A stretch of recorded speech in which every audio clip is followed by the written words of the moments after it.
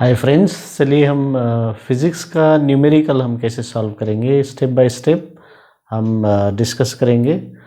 और आईसीएसई में खास करके 25% न्यूमेरिकल्स में आते हैं। ठीक है, तो इसमें स्कूल फिज़िक्स जो न्यूमेरिकल्स कैसे हम सॉल्व कर सकते हैं, जैसे क्लास 6 से लेकर आगे कैसे हम अच्छा फाउंडेशन, अच्छा बेस हम रख सकते हैं, ताकि बाद में जाके हम अच्छे से सॉल्व कर सकें, है ना। क्योंकि फिज़िक्स का टोटली न्यूमेरिकल बेस्ड है। हायर क्लास में जितने जाएंगे अब ज़्यादा न्यूमेरिकल्स करना पड़ेगा, ज़्यादा डेरिवेशन करना पड़ेगा।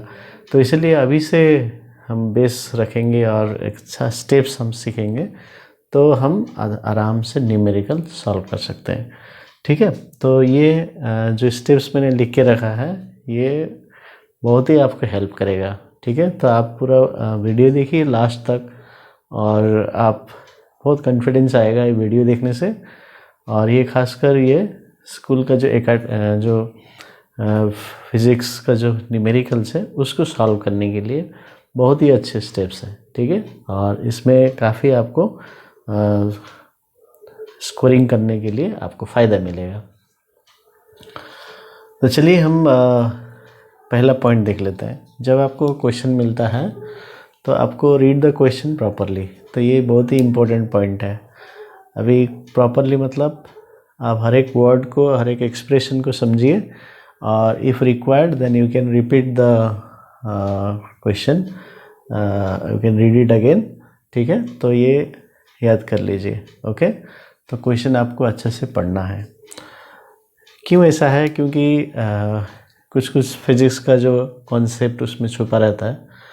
तो बहुत बार ऐसा आता है, मैंने देखा है कि स्टूडेंट्स लोग न्यूमेरिकल को नहीं पढ़ते हैं और खाली नंबर खोजते हैं, कहाँ पर डिजिट्स दिए हैं बस वो नंबर को उठाओ, कोई फार्मूला पुट करो, सॉल्व कर दो, हो जाता है कभी कभी। तो समझने का कोशिश नहीं करते हैं, तो फिर थोड़ा सा कॉम्प्लिकेटेड क्वेश्चन हम दे देंगे एप्लीकेशन टाइप का, है ना, तो फिर वो फिर डिफ़िकल्ट हो जाता है। तो ये मैंने देखा है, इसलिए मैं बता रहा हूँ। सो क्वेश्चन को अच्छे से पढ़ना है। If required you can repeat it. Okay, next देखिए, write down all the information provided in the question with standard notations of the variables. तो अभी जैसे मान लीजिए एक फोर्स का क्वेश्चन दिया है। ठीक है, तो फोर्स का स्टैंडर्ड नोटेशन F है, मास है उसमें m, एक्सेलरेशन है a। तो ये सब आपको फोर्स FORC पूरा स्पेलिंग लिखने की ज़रूरत नहीं है। F is equal to this much. ठीक है, दिस मच न्यूटन या डाइन जो भी है वो आपको लिखना है स्टैंडर्ड नोटेशन से। ठीक है, तो पहले लिख लीजिए, वो जितना कुछ इन्फॉर्मेशन दिया है आप लिस्ट कर लीजिए। ठीक है, तो जैसे F is equal to how much, 50 newton, mass is equal to 2 kg, acceleration is equal to जो भी है। यदि नहीं दिया है तो क्वेश्चन मार्क लगाइए, है ना। तो इस तरह से स्टैंडर्ड नोटेशन से आपको लिखना है। ऐसे क्यों ज़रूरी है? क्योंकि फार्मूला जो आप पढ़ते हैं ना, तो फार्मूला सब स्टैंडर्ड नोटेशंस में आपको बुक में दिए हैं। ठीक है, तो यदि आप फार्मूला में एक तरह से पढ़ेंगे, फिर क्वेश्चन का वैल्यू आप दूसरे नोटेशन से ले लेंगे, तो आपको फिर वहाँ पर लिंक छूट जाएगा। तो इसलिए जैसा फार्मूला आप पढ़ते हैं, फार्मूला याद करते हैं, उन्हीं जो नोटेशंस वही है स्टैंडर्ड नोटेशंस, तो उसको लेके आपको लिखना है, बस कॉपी करना है। ओके, अच्छा, अभी नेक्स्ट स्टेप है, बहुत ही इम्पोर्टेंट है। ये मैं देखा है, ये कम से कम 40% स्टूडेंट्स ये मिस्टेक करते हैं इनिशियली, इसलिए रॉन्ग हो जाता है। फिर न्यूमेरिकल में इंटरेस्ट नहीं आता है, क्योंकि आंसर नहीं आएगा तो इंटरेस्ट नहीं आएगा। ओके, तो चेक द यूनिट्स। ये बार बार बताने के बाद भी ये स्टूडेंट्स मिस्टेक करते हैं, पता नहीं क्यों। चेक द यूनिट्स, क्या है चेक करना है इसमें? Are they in the same system? जैसे ये न्यूटन केजी में देखिए, दोनों SI यूनिट में है। अब ये न्यूटन में दिया है, ये ग्राम में दिया है, तो they are not in same system, वही आपको चेक करना है। ठीक है, अभी ज़रूरी नहीं कि SI सिस्टम में हो, सब CGS में हो सकते हैं। लेकिन प्रॉब्लम कब है, जो CGS SI मिक्स्ड होता है FPS सिस्टम, तो उसमें आपको चेंज करना है। वो तो इम्पोर्टेंट है, स्टेप्स बहुत ही इम्पोर्टेंट है, ठीक है। तो इसमें बहुत मिस्टेक होता है, और वहाँ मिस्टेक हो गया तो आपको कुछ भी मार्क्स नहीं मिलेगा आगे, ठीक है। Okay, so change if required. कभी कभी क्वेश्चंस आते हैं यू नीड नॉट चेंज, हाँ नहीं करना है, वो ज़रूरत नहीं है, but most of the time ICSE पूछता है चेंज करना है। तो इसलिए आपको अलर्ट रहना, हाँ मुझे ये अभी तो वैल्यू लिख लिया, then I have to check the unit, तो check the unit, check the unit, check the units. Okay, तो ये स्पेशली मैं ये स्ट्रेस दे के बता रहा हूँ, तो बहुत ही प्रॉब्लम है इसमें।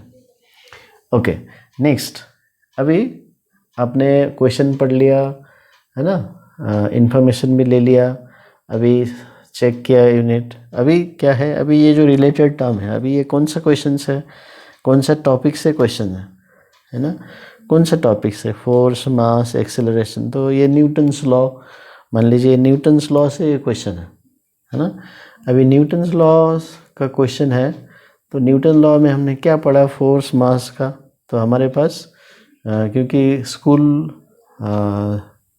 स्कूल लेवल तक हमको क्या है, डायरेक्ट फार्मूला यूज़ करते हैं ज़्यादातर, खासकर ICSE में रेडीमेड फार्मूले आते हैं। तो हमारे पास पहले से एक लिस्ट होना चाहिए चैप्टर का, एक्सरसाइज में कौन कौन से फार्मूला मेरे पास में, ठीक है। तो वो फार्मूला से आप select the suitable formula from the related topic. तो आपको अभी ये पैरामीटर्स देख के आपको टॉपिक रिलेट करना है और उसमें से फार्मूला सिलेक्ट करना है, ठीक है। यू में change the subject of the formula also. जैसे अभी मान लीजिए आपने पढ़ के गया F = ma, है ना। तो अभी यहाँ पर F का वैल्यू पुट कर दीजिए, मास का वैल्यू पुट कर दीजिए, A निकाल लीजिए, इक्वेशन सॉल्व करना है। लेकिन आप डायरेक्टली A = F/m, देखिए सब्जेक्ट चेंज कर दिया, फिर डायरेक्ट वैल्यू पुट कर दीजिए, तो वो भी कर सकते हैं। ये भी सही है, ये भी सही है, तो मेथड सही होना चाहिए, ठीक है, तो मार्क्स मिल जाएगा। तो वो आपका मर्जी है, आपको जो सुविधा है इक्वेशन फॉर्म में या डायरेक्ट सब्जेक्ट चेंज करके ये कर सकते हैं, कोई प्रॉब्लम नहीं है। तो सुटेबल फार्मूला ले लिया।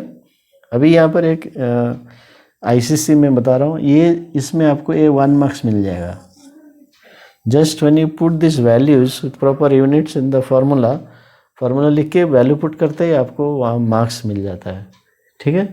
तो ये देखिए, इसलिए इसका मतलब क्या है, अभी substitute the values of variables given. तो अभी जो वेरिएबल यहाँ पर लिया उसको पुट कर दीजिए, सब्जेक्ट चेंज किया या जो भी है, इस इक्वेशन के फॉर्म में भी लिखा, तो इसमें आपको स्कोरिंग स्टार्ट्स। आपको जस्ट सब्स्टिट्यूशन करना है, तभी से आपको यहाँ पर मार्किंग स्टार्ट हो जाएगा, है ना। ये खासकर ICSE में ऐसा होता है। ओके, तो अभी ये बहुत सिंपल स्टेप है। अपने वैल्यू तो सब रेडी है, फार्मूला भी रेडी है, तो वैल्यू पुट कर दीजिए, ठीक है। अब कभी कभी डायरेक्ट वैल्यू नहीं रहते हैं, एक दूसरा फार्मूला लगा के वहाँ से वैल्यू निकाल के फिर इसमें आना पड़ता है, ठीक है। तो वो भी सही है, तो उसमें भी सेम स्टेप कीजिए, कौन सा फार्मूला दिया है, कौन से वैल्यूज़ दिए हैं, कौन से वैल्यू चाहिए, फिर वो वैल्यू निकाल के दूसरे फार्मूले में, तो उस टाइप का भी है। तो उसमें भी यही स्टेप्स आपको फॉलो करने, सेम स्टेप्स। तो solve to get the value of unknown parameter. तो यहाँ पर जो पैरामीटर कौन सा है, ये A है, तो अननोन वैल्यू है, तो उसको निकाल लीजिए, ठीक है। अभी next, right answer with proper unit. जब आंसर निकाल लेते हैं तो ऐसे मत छोड़ दीजिएगा। ये आ गया 50/2 25। इसमें ये मिस्टेक है, यहाँ पर रॉन्ग हो गया। ICSE इसमें 1 मार्क्स काट देता है, यूनिट नहीं लिखेंगे, 1 मार्क्स आपका चला जाएगा। वैल्यू सही है, लेकिन यहाँ पर आपको क्या लिखना है, एक्सेलरेशन मीटर पर सेकेंड, क्योंकि ये मीटर ये ऐसा यूनिट में चल रहा है, तो इसलिए मीटर पर सेकेंड। CGS में चलता तो सेंटीमीटर पर सेकेंड स्क्वायर। तो right answer with proper unit, अब यूनिट नहीं है तो हम नहीं लिखेंगे। जैसे रिलेटिव डेंसिटी का यूनिट नहीं है, रिफ्रैक्टिव इंडेक्स का यूनिट नहीं है, तो हम उसका नहीं लिखेंगे, लेकिन जहाँ है तो वहाँ ज़रूर लिखना है। तो इस तरह से आपको अप्रोच लीजिए हर एक प्रॉब्लम के लिए, तो आपको बहुत अच्छा से आप न्यूमेरिकल्स में स्कोर कर पाएंगे। और न्यूमेरिकल्स आपको करना ही है, क्योंकि 25% मार्क्स आईसीएससी में आता है, ठीक है, एग्ज़ाम में आता है। तो ये स्टेप्स आप फॉलो कीजिए और प्रैक्टिस कीजिए इनको फॉलो करते हुए।